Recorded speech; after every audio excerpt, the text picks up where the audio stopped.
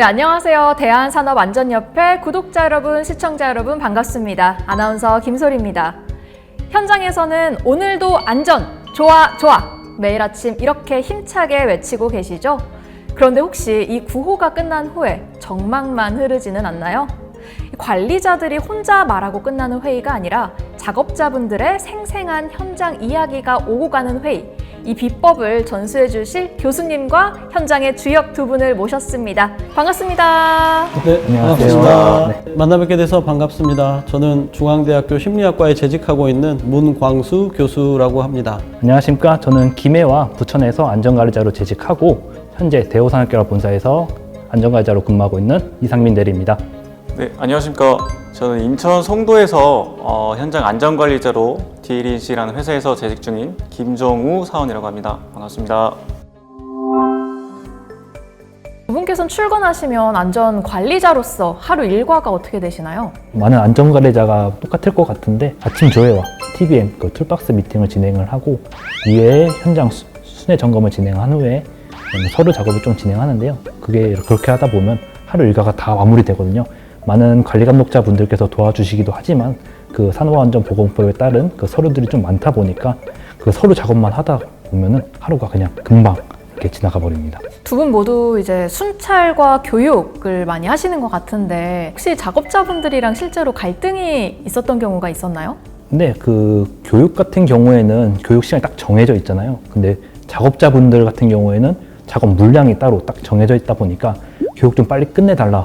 이거 좀 진행 안 하면 안 되냐 이런 좀 많은 다툼이 좀 있어요. 그런 부분에서 좀 많이 어렵죠. 저희 같은 경우에는 무조건 진행을 해야 되는데 법적으로 이렇게 진행을 해야 되는데 위험하지 않다고 그렇게 말씀하시니까 그게 좀 많이 어렵습니다.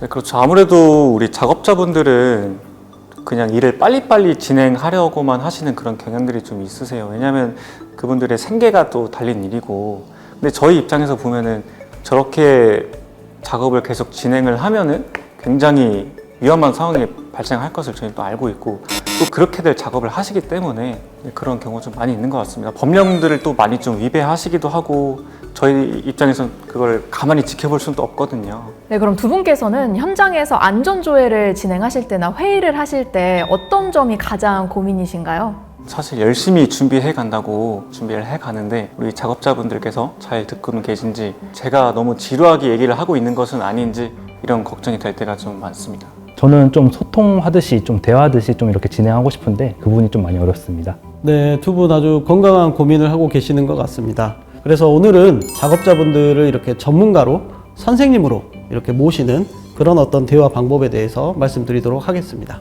작업자분들을 선생님으로 모신다. 아직은 느낌이 잘 안 오는데 혹시 어떤 의미인가요?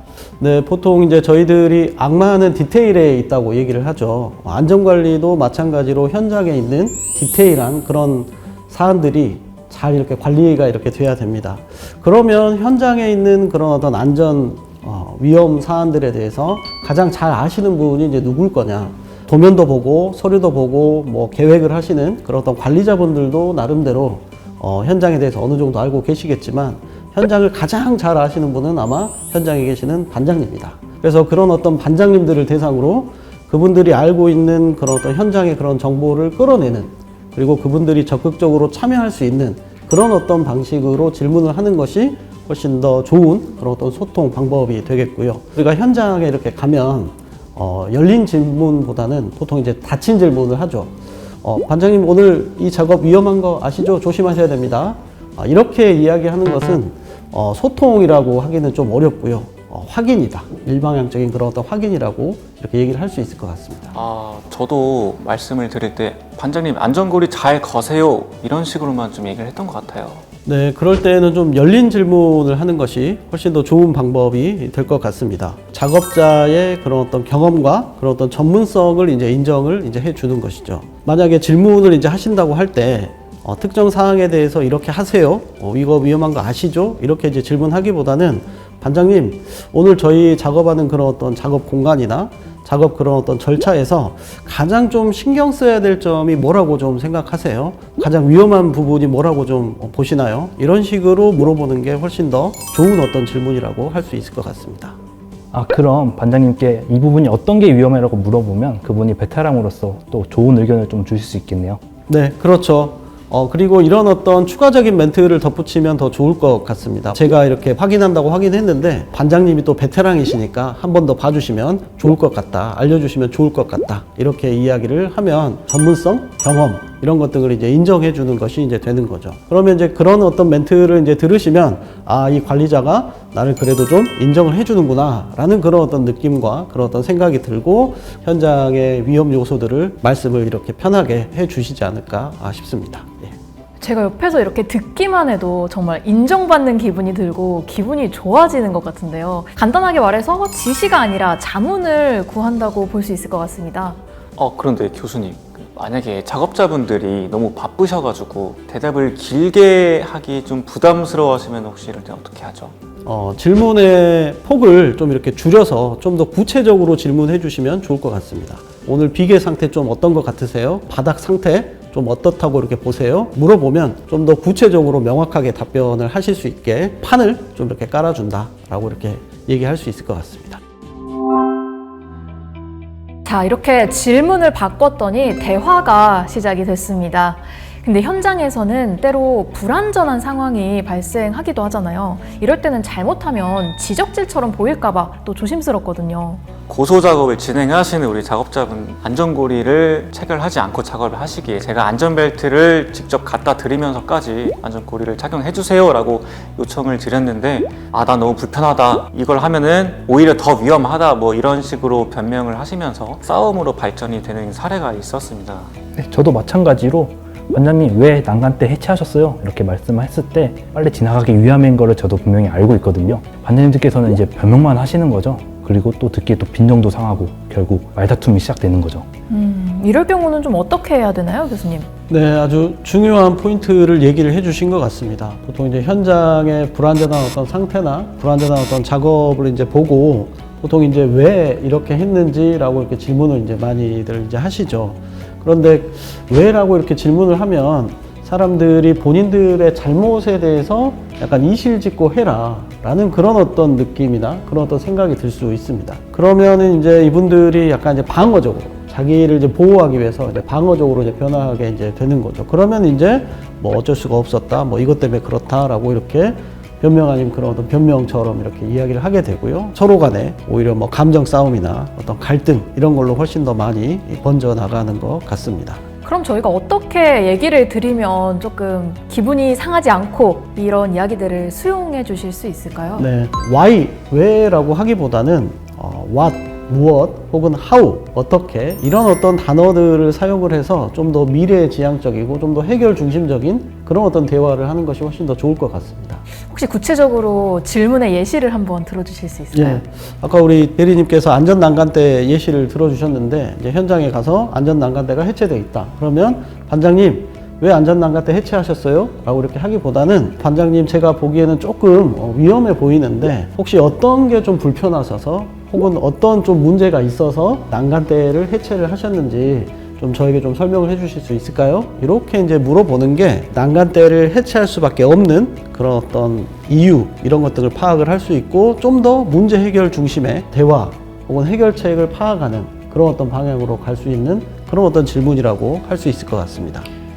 그러면은 사람을 탓하는 게 아니라 그렇게 될 수밖에 없는 상황을 탓해야 된다, 이런 말씀이시네요. 네, 정확하게 말씀해 주셨습니다. 그러면 이제 상황을 이렇게 우리가 이제 파악을 했으니까 그 다음에는 어떻게 하면 자재도 이렇게 넣고 난간대도 해체하지 않을 수 있는 방법이 뭐가 있을지 반장님한테도 다시 한번 이제 여쭤보는 거죠. 그러면 이제 반장님의 어떤 경험이나 기존의 어떤 타 공정에서 이제 했던 그런 어떤 사례 이런 것들을 이제 바탕으로 예전에는 뭐 이렇게 했었다 혹은 이렇게 하면 어떨까라는 그런 어떤 제안들이 이제 나올 것 같고요.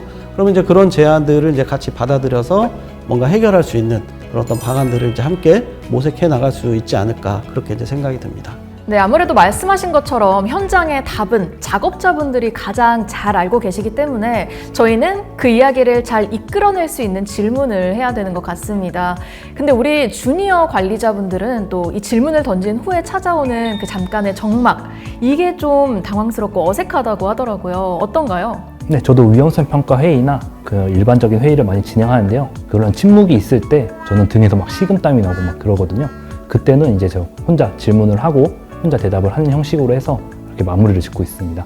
네, 말씀해 주시는 상황들이 이제 빈번하게 발생하는 것 같습니다. 한국식 그런 어떤 회의의 아마 특징이 아닐까 싶은데요. 그런데 이제 코칭에서는 침묵을 견디는 것도 능력이고 이 침묵을 잘 활용하는 게 필요하다라고 이렇게 얘기를 하고 있습니다. 침묵이라는 그런 어떤 시간이 어색하고 좀 발생하면 안 되는 시간이라고 좀 생각하시기보다는 대답할 시간을 좀 준다. 이렇게 좀 생각을 하시면 좋을 것 같아요. 그래서 질문을 하고 한 5초 정도 기다려 주시는 것, 그런 것 등은 오히려 근로자분들에게 생각할 시간을 주고 그들이 어떤 대답을 할 수 있는 그런 어떤 공백, 여유 이런 것 등을 준다라고 생각을 하시면 좋을 것 같습니다. 그런데 교수님, 만약에 어떤 근로자분께서 의견을 표출을 해 주셨는데 그 의견이 조금 틀린 내용이라든지 아니면은 현실적으로 실행하기 어려운 그런 부분일 때는 어떻게 해야 될까요? 제가 바로 정정을 좀 해드려야 될까요? 바로 정정하는 것은 적절한 방법이 좀 아니라고 볼 수 있겠습니다. 왜냐하면 사람들이 자기의 어떤 생각이나 어떤 의견 이런 것 등을 이제 표출을 했는데 그거는 우리 현장에 안 맞다. 그거는 뭐 적절한 방식이 아닌 것 같다. 그거는 뭐 현실적으로 불가능한 방법이다. 뭐 이런 식으로 바로 얘기를 하게 되면 본인 의견에 대해서 이제 거절을 이제 당하는 그런 어떤 경험을 하게 되는 거죠. 그러면 이제 다음부터는 아마 입을 안 여실 가능성이 훨씬 더 높을 수 있습니다. yes and 화법으로 하시면 좋을 것 같습니다. 그래서 일단은 처음에는 수용하고 인정을 해줘라. 말씀하신 부분도 우리가 한번 추가적으로 고려해 볼 필요가 있겠네요. 제가 그 부분까지는 미처 생각을 못 했는데 그 부분도 함께 고려하면 훨씬 더 좋을 것 같습니다. 이런 식으로 먼저 수용을 해주고 그 다음에 계속 이렇게 하실 그런 어떤 말씀들을 쭉 이어서 하시면 그분들도 내 이야기가 어느 정도 받아들여졌고 지금 당장은 아니겠지만 나름대로 좀 이렇게 나중에 고려해야 될 그런 어떤 상황이다 라는 거를 이제 인식을 하실 수 있으니까 훨씬 더 좋은 그런 어떤 소통 방식이라고 할 수 있겠습니다. 정리해보면은 말씀하신 부분도 맞습니다. 그리고 이 부분도 같이 챙겨봐 주시면 좋을 것 같습니다. 이런 식으로 얘기를 하면 되는 거죠? 네. 정말 존중받는 기분이 드는데요. 오늘 이렇게 교수님 말씀을 들어보니까 또 안전관리는 감시가 아니라 서비스이자 소통이다 이런 생각이 드는데요. 두 분께서는 오늘 어떠셨나요? 교수님의 말씀을 듣고 제가 여태까지 너무 지시만 하고 있던 게 아닌가 이런 또 생각이 듭니다. 너무 지시하기보다는 반장님들의 경험과 이런 노하우들을 제가 한 수 배워간다 이런 느낌으로 이런 마음가짐으로 근무를 서면 어떨까 이런 생각이 좀 들었습니다. 네, 저도 지시만 했었는데 이제는 참여하듯이 소통하듯이 원장님 어떤 게 필요하세요? 또 어떤 게 좀 불편하신가요? 이렇게 말을 하면서 현장의 분위기를 조금 더 화사하게 좀 띄우는 형식으로 현장을 좀 이끌어 가도록 하겠습니다. 두 분 모두 훌륭하십니다. 현장에 계시는 경력 있는 그런 어떤 작업자분들은 자기 일에 대한 나름대로 어떤 프라이드를 또 갖고 계시고요. 자기 일을 또 사랑하고 또 나름 어떤 자기 분야의 그런 어떤 전문가다라고 좀 생각을 해주시면 좋을 것 같습니다. 그분들이 가지고 있는 그런 어떤 정보를 바탕으로 뭔가 현장에 있는 그런 어떤 안전 이슈나 어떤 문제에 대해서 우리가 잘 해결해 나갈 수 있지 않을까 그렇게 생각이 듭니다. 네, 오늘 교수님의 귀한 말씀 정말 감사드립니다. 그럼 오늘 대담의 핵심 포인트 3가지 정리해 보겠습니다. 첫째, 지시보다는 질문을 통해서 이 작업자를 수동적인 부하가 아니라 능동적인 파트너로 인정해 주세요. 둘째, 과거를 추궁하는 왜 대신에 미래의 해결책을 찾는 어떻게 그리고 무엇으로 물어봐 주세요. 셋째, 질문을 던졌다면 5초간의 침묵을 견디며 작업자에게 귀 기울여 주세요. 이 3가지 질문의 기술이 딱딱했던 여러분들의 안전회의를 생생한 지혜의 장으로 바꿔줄 겁니다. 서로 묻고 답하는 사이에 안전도 쑥쑥 자라납니다. 사고 없는 현장을 위한 기분 좋은 소통, 지금부터 시작해 보시죠. 시청해주셔서 고맙습니다. 안녕.